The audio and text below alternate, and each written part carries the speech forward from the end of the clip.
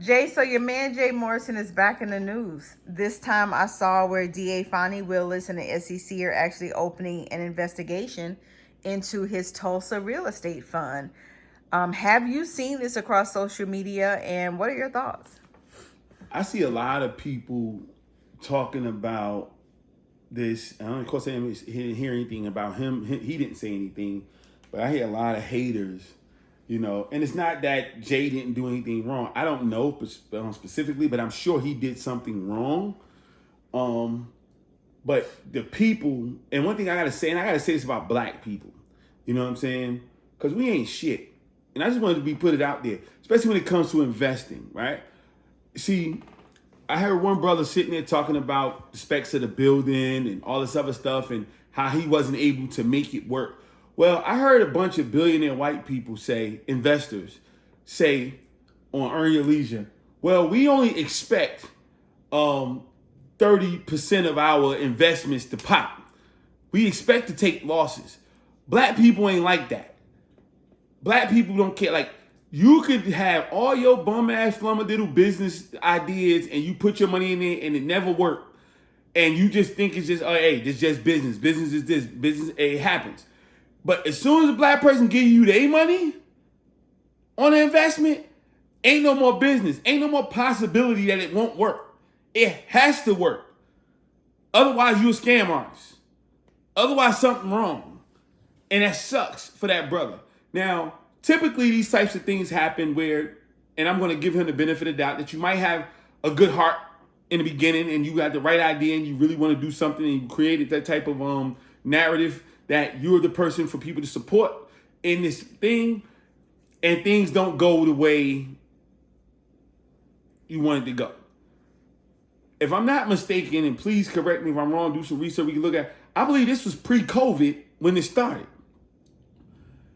A whole bunch of commercial real estate is for shit now after COVID. And even if it was in COVID, commercial real estate is trash right now. I mean, it's gonna be good for some people who want to buy it and got some money to sit on, because I believe it's a turning back around. But today, last year, commercial real estate is in the toilet right now.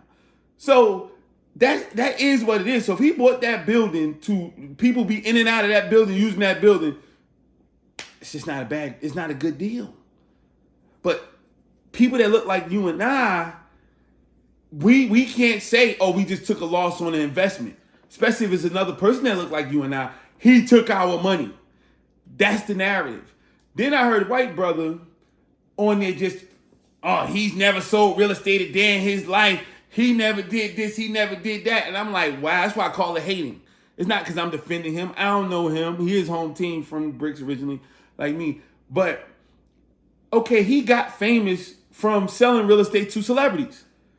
I first got wind of him for being on The Breakfast Club with Angela Yee, because he was selling her property.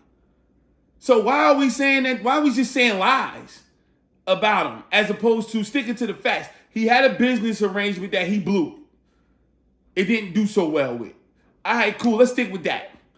Now we can start working on if he actually scammed people or the business deal didn't go well. And we need to figure that part out. And I imagine this is what Fonnie Willis and everybody else is going to see.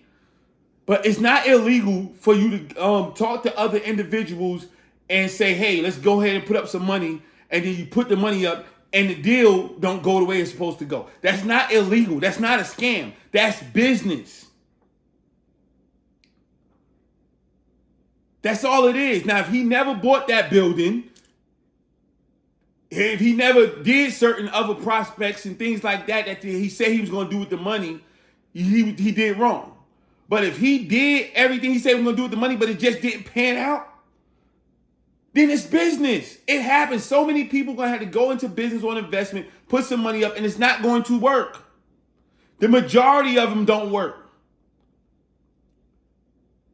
I talked to my barber. He was like, yo, he got people over here was sending money all the way down to Atlanta because you got attracted to a joker on social media.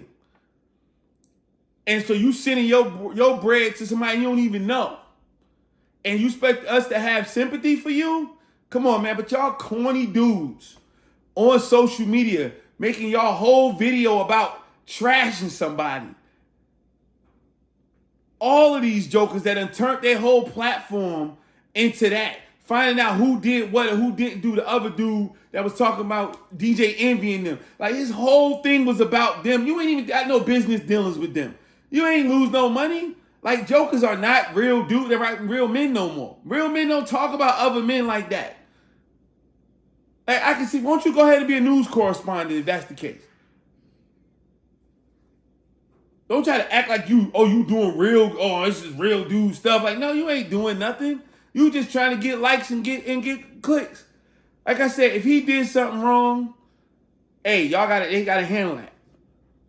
But majority of the time, when you start peeling back the layers, you start seeing people have invested money and the business deal didn't go the way it was supposed to go, and now they're upset.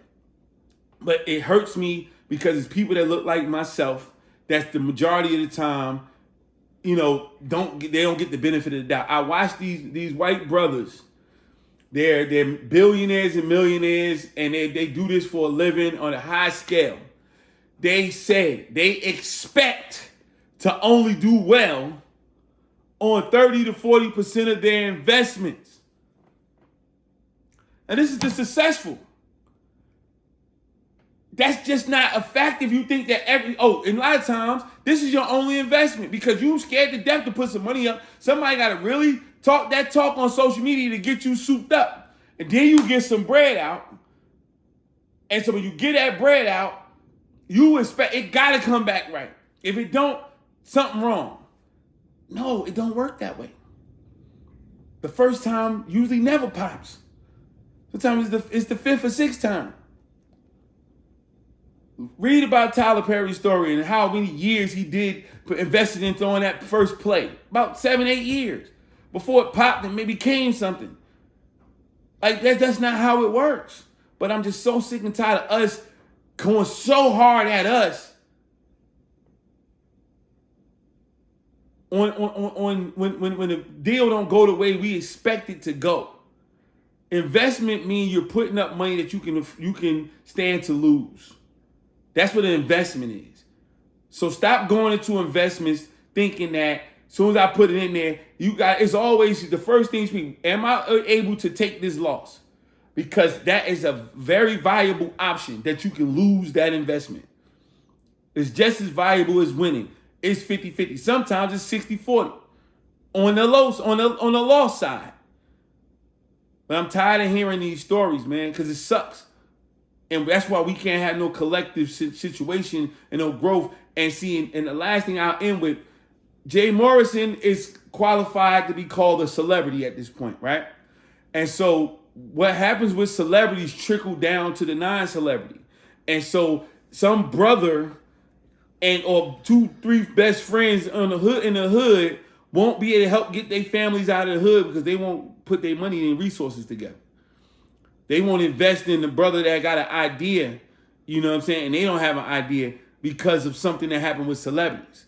You know what I mean? So he's just a topic of discussion on a macro level, but on the low end, on the micro level, you see there's going to be a whole lot more people that's not going to invest in their brother, that's not going to invest with their brother or their sister to be able to have some agreement to grow and build their community up. Because of something like this, because of how we make a stink over it. And we never think that far because we just want to say some shit. Now we got the clicks and we want to do all that other stuff. But the reverberation of that goes so much further than we like to think.